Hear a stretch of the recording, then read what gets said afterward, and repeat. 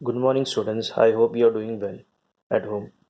So, let's start with the topic that is taken from electricity. So, this topic deals with the Ohm's law. So, before starting this, we'll see what is Ohm's law. Ohm's law is nothing else, it is just gives a relation between the potential difference, that is V, and the current I. I'm repeating myself.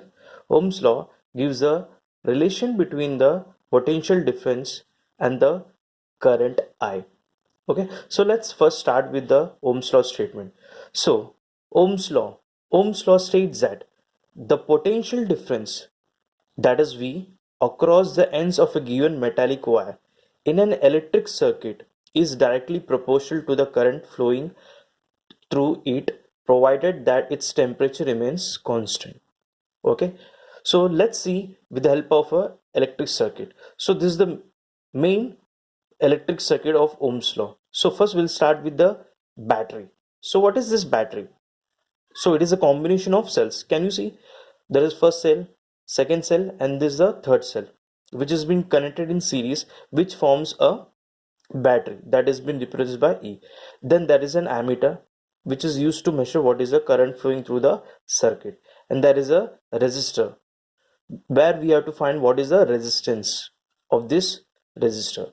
And there is a voltmeter, which is being connected in parallel to the resistor. Potential, it measures the potential difference between 2 points. I have taken 2 points A and B across the resistor R, and there is a key, plug key K. Okay, so let's see what happens over here. If I'm just closing the plug key K, so what happens? This current will starts to flow. So it starts to flow from this end, that is from the positive end to the negative. So the current flows in this way. It flows to the ammeter, then it flows to the resistor as well as the voltmeter, and then flows via key to the negative terminal.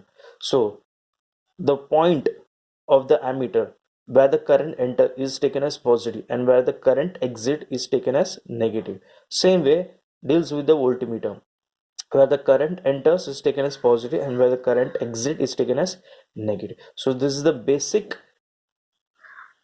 electric circuit of Ohm's law.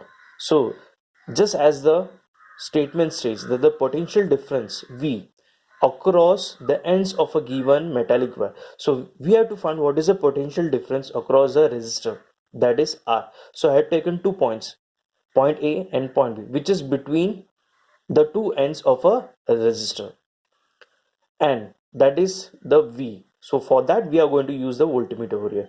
So V is directly proportional to I.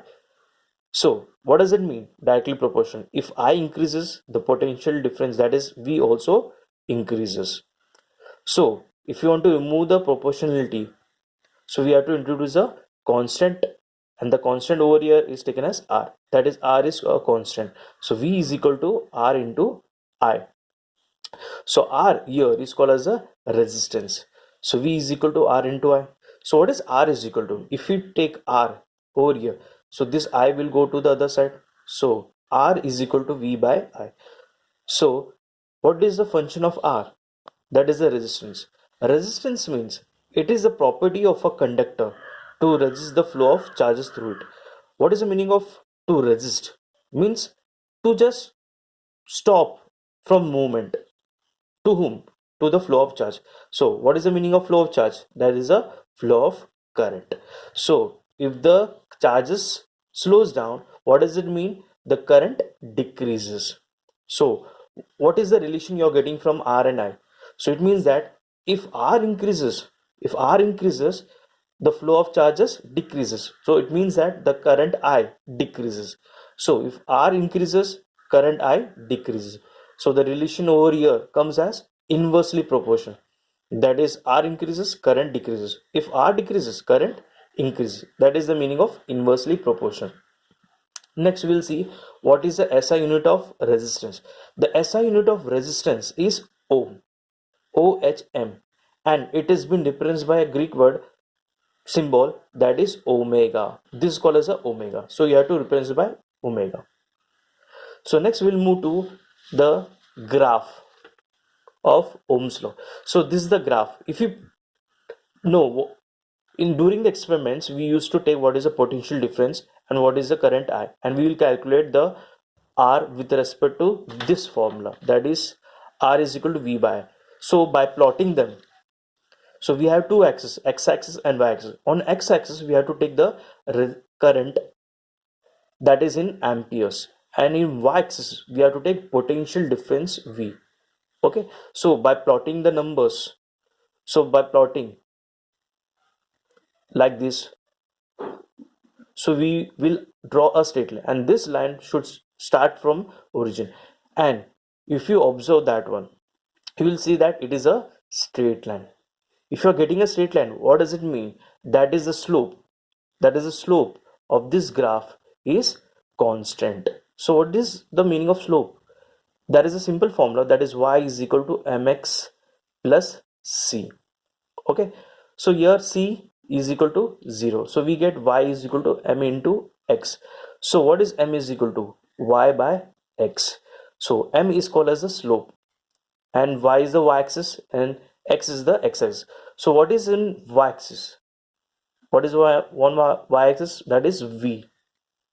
And what is on the x-axis? That is current I. So what is v by I? What is v by I?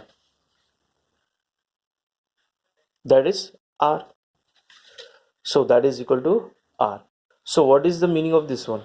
From slope you are getting the value of R. So if you are obtaining the slope from here also, here, anywhere, the value of R remains constant. So that is the way we have done what is R. What is R? That is a constant. Thank you.